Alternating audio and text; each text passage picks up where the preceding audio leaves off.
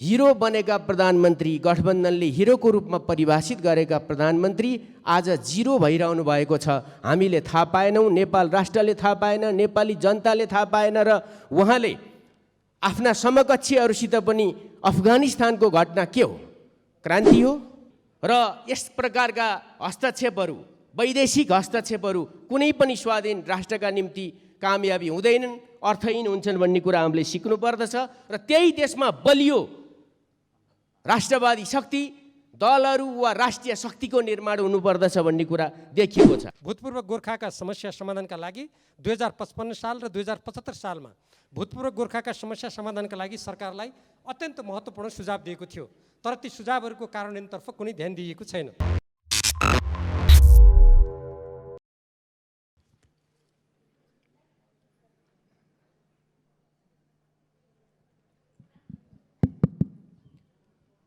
सभामुख महोदय, दुनियाँलाई थाहा छ अफगानिस्तानमा जो सार्कको सदस्य राष्ट्र हो र नेपाल त्यसको अध्यक्षता गरिरहेको राष्ट्र हो, त्यो देशमा 20 वर्षपछि एउटा इतिहास दोहोरिएको छ। दुनियाँ चकित छ, त्रसित छ, किम कर्तव्य विमूढ छ र त्यहाँका नागरिकहरू र त्यो देशमा रहेका विदेशी नागरिकहरू सँगसँगै त्यहाँ रहेका नेपाली दाजुभाइ दिदीबहिनीहरू त्रस्त छन्, भयभीत छन्। अब के हुन्छ यो दुनियाँलाई थाहा भयो। जसले त्यो राष्ट्रमाथि चढाइ गरेका थिए उनीहरूले पहिल्यैदेखि सैनिक क्याम्पहरू खाली गरिसकेका थिए र केही समयभित्रै आफ्ना भएका नागरिकहरूको सुरक्षाको निम्ति थप सैनिक पठाइरहेका थिए। तर हामी सार्क राष्ट्रको अध्यक्षता गरिरहेको मुलुक, त्यस देशको सरकार, त्यसमाथि कम्फर्टेबल र परमादेश सरकार, जनकवि केशरी राजले भने जस्तो दुनियाँभर मादल बज्दा पनि भ्युजेन। सभामुख महोदय, उसले केही थाहा पाएन। कस्तो हिजो त यहाँ सुनिन्थ्यो उहाँ गठबन्धनको हिरो हो, आज हाम्रो प्रधानमन्त्री, हाम्रो सरकार, त्यहाँ सङ्कटमा परेका नेपालीहरूले आफ्नो देश छ, आफ्नो देशमा सरकार छ र त्यहाँबाट हाम्रो सुरक्षाको निम्ति पहल कदमी हुन्छ भन्ने कुरा थाहा पाएनन्। सभामुख महोदय, विडम्बनाको कुरा यो छ। हामी यस प्रकारको गैर जिम्मेवार र उत्तरदायी सरकार यो होला भनेर कल्पना गरिरहेका थिएनौँ, जोसँग झन्डै 2/3 क्षमता छ। आज सरकार बनिरहेको छैन, पूर्णता पाइरहेको छैन। म त्यता जान चाहन्न। हामी चाहन्छौँ कि त्यहाँ रहेका नागरिकहरूको रक्षा हुनुपर्दछ, तिनको फिर्तीको व्यवस्था मिलाइनु पर्दछ र त्यो फेरि कुनै प्रतिबद्धताले पुग्दैन। यहाँ सुनिया थियो यो सरकारलाई त्यस्तो गल्ती गर्ने छुट छैन जसले केही पनि नगरोस्, कुरा मात्रै गरोस्। अघिल्लो सरकारलाई आरोपित गरिरहियो, परराष्ट्र सम्बन्ध बिगार्यो, सन्तुलन भएन, प्रभावकारी भएन। हामी हेर्न चाहन्छौँ सभामुख महोदय, यो झन्डै 2/3 सरकारको प्रभावकारी काम दुनियाँले थाहा पाउँदा पनि हिरो बनेका प्रधानमन्त्री, गठबन्धनले हिरोको रूपमा परिभाषित गरेका प्रधानमन्त्री आज जिरो भइरहनु भएको छ। हामीले थाहा पाएनौँ, नेपाल राष्ट्रले थाहा पाएन, नेपाली जनताले थाहा पाएन र उहाँले आफ्ना समकक्षीहरूसित पनि अफगानिस्तानको घटना के हो, क्रान्ति हो, प्रतिक्रान्ति हो, हिंसा हो, आक्रमण हो, प्रत्याक्रमण हो, हस्तक्षेप र प्रतिहस्तक्षेपका अनन्त श्रृङ्खलाहरूले थिलथिलो र खण्डहर भएको त्यहाँका जनताको सुख, समृद्धि, लोकतन्त्र आदि माथिको समस्या हो। के हाम्रो देशको कुनै राष्ट्रिय, अन्तर्राष्ट्रिय र हाम्रो परराष्ट्र कुनै दृष्टिकोण छैन? सभामुख महोदय, हामी त्यो जान्न चाहन्छौँ। सरकारले सरकारलाई यस विषयमा सदनलाई स्पष्ट पार्नका निम्ति रुलिङ होस् भनेर माग गर्न चाहन्छौँ सभामुख महोदय। हामी सबभन्दा पहिला एउटा कुरा स्मरण गराउन चाहन्छु म। हाम्रो पार्टीको तर्फबाट 73 सालमा त्यहाँ रहेका कार्यरत रहेका नागरिकहरूमाथि हमला हुँदा तत्कालीन प्रधानमन्त्री सम्माननीय केपी शर्मा ओलीको सरकारले तत्काल 24 घण्टा भित्रै राहत र उद्धारको काम गरेको थियो। हामी त्यो गर्न सक्छौँ कि सक्दैनौँ? सरकार कहाँ छ जनता जान्न चाहन्छन्। हामी जान्न चाहन्छौँ र हामी स्पष्ट त्यसको बारेमा जानकारी माग गर्दछौँ। अर्को, यस घटनाबाट नेपाल राष्ट्रले के सिक्ने हो, दुनियाँले के सिक्ने हो, यो कुनै चान्चुने विषय होइन। सोभियत हस्तक्षेप टिकेन, अमेरिकी हस्तक्षेप टिकेन। दुनियाँको परिवर्तनको मोडेल, त्यस देशको आर्थिक सामाजिक सांस्कृतिक रूपान्तरणको मोडेल सभामुख महोदय त्यस देशका जनताले निर्धारण गर्न पाउनुपर्दछ, कुनै शक्ति राष्ट्रहरूले परेड खेलेर होइन भन्ने कुरा स्थापित भएको छ। घटनाको बारेमा दृष्टिकोण बेग्लै होला त्यो कस्तो हो भनेर, तर नेपालले यसबाट के सिक्ने? हामी एउटा संजोग देख्छौँ। दुईटै राष्ट्रपतिहरू कारजाई र गनी ग्रीन कार्ड होल्डर हुनुहुन्थ्यो। उहाँहरू हात हल्लाउँदै आउनुभयो र हात हल्लाउँदै जानुभयो। त्यसो भएको हुनाले मैले यो विषय स्पष्ट फेरि पनि राख्न चाहन्छु, नेपाल राष्ट्रको दृष्टिकोण छ कि छैन सार्कको अध्यक्षको हैसियतले, सम्माननीय सभामुख महोदय। त्यसैले हामीले आफ्नो देशहरूमा यस घटनाबाट के सिक्ने हो, के बुझ्ने हो र यस प्रकारका हस्तक्षेपहरू, वैदेशिक हस्तक्षेपहरू कुनै पनि स्वाधीन राष्ट्रका निम्ति कामयाबी हुँदैनन्, अर्थहीन हुन्छन् भन्ने कुरा हामीले सिक्नुपर्दछ।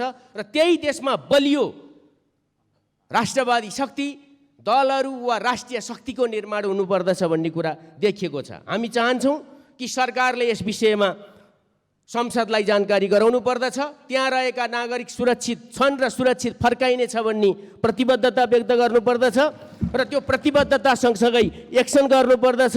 त्यस्तो भएन भने एउटा कविले, गाउँले बलदेवले लेखेको जस्तो स्थिति नबनोस् कि बाहिर हेर्दा नेपाली परन्तु अर्कै भइसकेँ, विदेश मेरो स्वर्ग हो, मै पनि स्वर्गीय भइसकेँ भन्ने जस्तो अवस्था सिर्जना नहोस्। सभामुख महोदय, यो देशमा नेकपा एमाले जस्तो प्रगतिशील देशभक्त पार्टी छ र त्यहाँ रहेका नागरिकहरूलाई, अप्ठ्यारोमा परेका नागरिकहरूलाई उद्धार हुनुपर्दछ भन्ने दृढ दृष्टिकोण राख्ने पार्टी छ। त्यसो हुँदा यो परमादेश सरकारले आजै सदनलाई जानकारी गराउनु पर्दछ कहिले फर्किनेछन् सुरक्षित रूपमा। अफगानमा बसेका, यहाँ अप्ठ्यारोमा परेर गएका, त्यहाँ पनि उनको आँसु त्रास र पीडा, तिनका परिवार, तिनका आफन्तजनहरू आज छटपटिएका छन्। उनीहरूले सूचना पाउनु पर्दछ, सरकारको तर्फबाट प्रतिबद्धता पाउनु पर्दछ। यही कुरा हामी जोरदार रूपमा राख्न चाहन्छौँ सभामुख महोदय। धन्यवाद। सम्मान्य सभामुख महोदय, एउटा सार्वभौम स्वतन्त्र देशसँग सम्बन्धित उसले गर्नुपर्ने कर्तव्यसँग सम्बन्धित अत्यन्त गम्भीर विषय म सम्मान्य सभामुख महोदय मार्फत नेपाल सरकार समक्ष राख्न चाहन्छु। आज ब्रिटिस गोर्खा सत्याग्रह संयुक्त सङ्घर्ष समितिद्वारा सञ्चालित गोर्खा सत्याग्रह आन्दोलनका तर्फबाट ज्ञानराज राई, धनबहादुर गुरुङ र पुष्पा राणा घले बेलायतको लन्डनमा आमरण अनसन बस्नुभएको 10 दिन भयो। उहाँहरूको स्वास्थ्य अवस्था बिग्रिँदै गएको समाचार छ। अनसनकारी बसेको पाल त्यहाँको प्रहरीबाट हटाइएको छ। आफ्ना न्यायोचित मागहरू पुरा गर्ने तथा यसको लागि तत्काल उच्चस्तरीय वार्ता कमिटी निर्माण गरियोस् भन्ने नेपाली नागरिक भूतपूर्व गोर्खाहरूले अगाडि सारेको माग पुरा गराउनेतर्फ नेपाल सरकारले के गरिरहेको छ, यस सम्मानित सदनलाई तत्काल जानकारी दिन सम्मान्य सभामुख मार्फत म जोरदार माग गर्दछु। नेपाल र नेपालीको हित तथा जीवज्यानको सुरक्षा गर्नु नेपाल सरकारको प्रमुख कर्तव्य भएको कुरा मैले दोहोऱ्याइरहनु पर्दैन। भूतपूर्व ब्रिटिस गोर्खाहरूले 2 दशकदेखि त्रिपक्षीय सम्झौतामा व्यवस्था भएअनुसार ब्रिटिस सेनाका अन्य युनिटमा सेवारत सैनिक सरह समान कामका लागि समान सेवा शर्त र सुविधा तथा पेन्सनको माग राखी आन्दोलन गर्दै आएका छन्। नेपाल सरकारको पनि गोर्खा सेनालाई बढुवा कल्याणकारी व्यवस्था र अन्य सुविधामा मातृ सेनाका अन्य युनिटहरूले पाएसरको समान व्यवहार गर्नुपर्ने सुझाव रहेको छ, तर यसको लागि कुनै ठोस पहल आजसम्म भएको देखिँदैन। प्रमुख मागहरूमा जुलाई 1997 भन्दा पहिले सेवानिवृत्त भएकाहरूले समान पेन्सन पाउनुपर्ने, विगतमा भेदभावपूर्ण तलब पेन्सन र सुविधा दिए बापत क्षतिपूर्ति पाउनुपर्ने, ब्रिटिस गोर्खाका विधवाहरूले पनि समान पेन्सन र सुविधा पाउनुपर्ने, सन्तानले आप्रवासनको सुविधा पाउनुपर्ने, ब्रिटिस सेनाले पाउने सरहको औषधोपचारको सुविधा नेपालमै पाउनुपर्ने, पाउन्ड स्टर्लिङमा पारिश्रमिक नेपालकै ब्याङ्कमा पाउनुपर्ने रहेका छन्। नोभेम्बर 7, 1947 भारत र बेलायत बीच समाजदारी पत्रमा हस्ताक्षर भई सोही वर्षमा नेपाल भारत र बेलायत बीच त्रिपक्षीय सन्धि भएपछि 6 गोर्खा रेजिमेन्ट भारतमा र 4 रेजिमेन्ट बेलायतमा रहेका थिए। अहिले पनि वार्षिक 300 को हाराहारीमा नयाँ भर्ती लिने गरिएको छ। सन्धिको परिच्छेद 1 मा नेपालको स्वार्थ र प्रतिष्ठाको विपरीत हुन नहुने र गोर्खा सैनिकहरूलाई भाडाका सिपाहीका रूपमा हेरिन नहुने शर्त उल्लेख छ। प्रतिनिधि सभाको अन्तर्राष्ट्रिय सम्बन्ध समितिले भूतपूर्व गोर्खाका समस्या समाधानका लागि 2055 साल र 2075 सालमा भूतपूर्व गोर्खाका समस्या समाधानका लागि सरकारलाई अत्यन्त महत्त्वपूर्ण सुझाव दिएको थियो, तर ती सुझावहरूको कार्यान्वयनतर्फ कुनै ध्यान दिइएको छैन। सबभन्दा पछिल्लो पटक जुन 2019 मा तत्कालीन प्रधानमन्त्री केपी शर्मा ओलीको बेलायत भ्रमणका अवसरमा तत्कालीन बेलायती प्रधानमन्त्री टेरेसा मेसँगको वार्तामा त्रिपक्षीय सम्झौताको पुनरावलोकनको प्रस्ताव गर्नुका साथै ब्रिटिस गोर्खाको भर्ना, तालिम र सुविधाबारे नेपाल सरकारको जानकारीमा नभएको तथा परिस्थिति भिन्न भएकोले उक्त सम्झौताबारे नयाँ ढङ्गबाट सोच्नुपर्ने कुरा भएको थियो। नेपाल र बेलायतको संयुक्त विज्ञप्तिमा गोर्खाका बारेमा छलफल जारी राख्ने सहमति भएको कुरा उल्लेख गरेको थियो। तत्पश्चात नेपालको परराष्ट्र मन्त्रालयले फेब्रुअरी 2020 मा काठमाडौँ स्थित बेलायती दूतावासलाई त्रिपक्षीय सम्झौताको पुनरावलोकनका लागि द्विपक्षीय वार्ता गर्न पत्राचार गरेको थियो। त्यसको कुनै जवाब दिइएको वा नेपाल सरकारले पुनः सोधखोज गरेको कुनै जानकारी छैन। यसतर्फ म सम्माननीय सभामुख महोदय मार्फत नेपाल सरकारको गम्भीर ध्यान आकर्षण गर्न चाहन्छु। नेपालको संविधानमा नै असमान सन्धि सम्झौताहरूको पुनरावलोकन गर्नुका साथै राष्ट्रिय हित र समानताको आधारमा सन्धि सम्झौता गर्ने कुरा स्पष्ट गरिएको अवस्थामा गोर्खा भर्ती जस्तो असमान र सार्वभौम सत्ता सम्पन्न देशले गर्न नहुने सन्धि खारेज गर्नुपर्नेतर्फ गम्भीर रूपमा लाग्नुपर्नेमा भूतपूर्व गोर्खाहरूले उठाएका न्यायोचित मागका सम्बन्धमा भइरहेको आमरण अनसनलाई गम्भीर रूपमा लिने काम सम्म नगरिनु जिम्मेवार सरकारका लागि सुहाउने कुरा होइन। बेलायतको संसदमा रहेका सदस्यहरूले समेत भूतपूर्व गोर्खा सैनिकहरूको आमरण अनसनप्रति ध्यान दिन र माग पुरा गर्न माग गर्दै आवाज उठाएका छन्। गोर्खा सैनिक ब्रिटिस सरकारका पक्षबाट युद्धमा होमिएको र यो तहको त्याग र बलिदान गर्दा समेत त्यसको अनुपातमा पुरस्कृत गर्ने तथा उचित क्षतिपूर्ति प्रदान गर्नुपर्नेमा उल्टै मानवोचित र न्यायपूर्ण व्यवहार गरिएको पाइँदैन। पहिलो र दोस्रो विश्वयुद्धमा मारिएका, हराएका एवं घाइते भएका गोर्खा सैनिकहरूको तथ्याङ्क तयार गरी पीडित र पीडितका परिवारलाई क्षतिको अनुपातमा क्षतिपूर्ति उपलब्ध गराउन ब्रिटिस सरकारसँग पहल गरिनुपर्छ भनेर अन्तर्राष्ट्रिय सम्बन्ध समितिले व्यवस्थित रूपमा प्रतिवेदन यसअगाडि नै दिइसकेको छ। गोर्खाभर्ती सुरु भएदेखि हालसम्म लगभग 8 लाखभन्दा बढी युवाले ब्रिटिस सरकारको सेनामा सेवा गरेको विज्ञहरूको भनाइ छ। औसत 4 जना परिवारका सदस्यको दरले हिसाब गर्दा यसबाट 32 लाख बढी जनसङ्ख्या प्रभावित हुन पुग्छ। 16 लाख बालबालिकाहरू प्रभावित भएका देखिन्छन्। यस विषयमा गम्भीरतापूर्वक छलफल गरी आवश्यक परिपूरणको व्यवस्था गर्न ब्रिटिस सरकारसँग उच्च स्तरीय वार्ताको माग गरिरहेका भूतपूर्व गोर्खाहरूलाई उनीहरूको माग पुरा गर्नेतर्फ अहिलेसम्म वार्ता कमिटी समेत गठन नगरिनु यो अत्यन्त आपत्तिजनक कुरा हो। 10 पुस्तादेखि ब्रिटिस सेनामा सेवारत व्यक्तिका परिवार आज पनि गरिबीको माग खेप्न बाध्य छन्। गोर्खा भर्ती प्रचलनकै कारणले उनीहरू शिक्षा, निजामती सेवा र राजनीति लगायतका क्षेत्रमा पछाडि परेकोले भूतपूर्व गोर्खाका समस्याहरूको समाधान गर्नु अत्यन्त आवश्यक छ र भूतपूर्व सैनिकहरूमाथि भएका अन्याय र भेदभावको अन्त्य गर्ने सम्बन्धमा नेपाल सरकारको सक्रिय संलग्नता भई समाधान खोज्नुपर्ने कुरामा विशेष ध्यान दिनुपर्छ भनेर यो प्रतिनिधि सभा, सदन र अन्तर्राष्ट्रिय सम्बन्ध समितिमा पटक पटक कुराहरू भएको छ र भूतपूर्व गोर्खाका प्रतिनिधिहरूले पनि यस सम्बन्धी कुरालाई पटक पटक उठाइरहनु भएको छ र अहिले बाध्य भएर उहाँहरू आमरण अनसन गरिरहनु भएको छ र उहाँहरूले पछिल्लो समयमा सत्याग्रह समितिको नेतृत्वमा जुन आन्दोलन गरिरहनु भएको छ त्यो लामो समयसम्म उहाँहरूका न्यायपूर्ण मागप्रति गरिएको व्यवस्था प्रतिको एउटा ठुलो विरोध हो। यस्तो स्थितिमा नेपाल सरकारले आफ्ना विदेश स्थित नागरिकहरूको हक हितको सम्बन्धमा तत्काल आवाज उठाउनु पर्नेमा हालै परराष्ट्र मन्त्रालयबाट अन्तर्राष्ट्रिय सम्बन्ध समितिमा जानकारी गराइएको एउटा पत्रमा उल्टै भूतपूर्व गोर्खाहरूले यसरी आमरण अनसन गर्नु यो सुहाउने कुरा होइन भनेर पत्र पठाएको देख्दा स्वयं अन्तर्राष्ट्रिय सम्बन्ध समितिमा काम गर्ने हामी प्रतिनिधि सभा त्यसका सदस्यहरू हामी लज्जित भएका छौँ।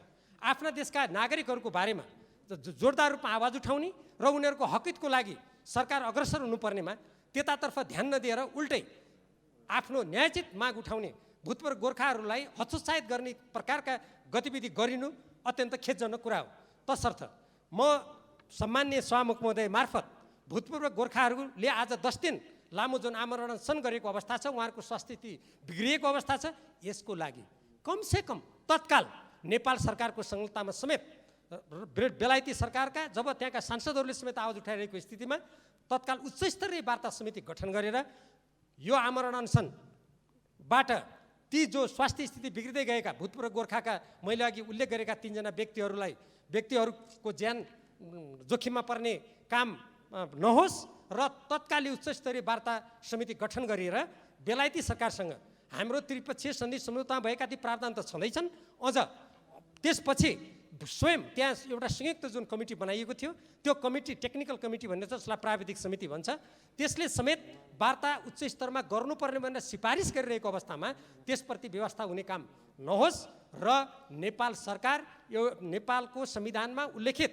असमान सन्धि सम्झौताहरूलाई पुनरावलोकन गर्ने, नेपालको राष्ट्रिय हकहितको संरक्षण गर्ने जुन नेपालको संविधानको निर्देशन छ त्यो निर्देशन मुताबिक यो सरकारले काम गरोस् र यस सम्बन्धमा के भइरहेको छ भन्ने कुरा तत्काल यो सम्बन्धित सदनलाई नेपाल सरकारले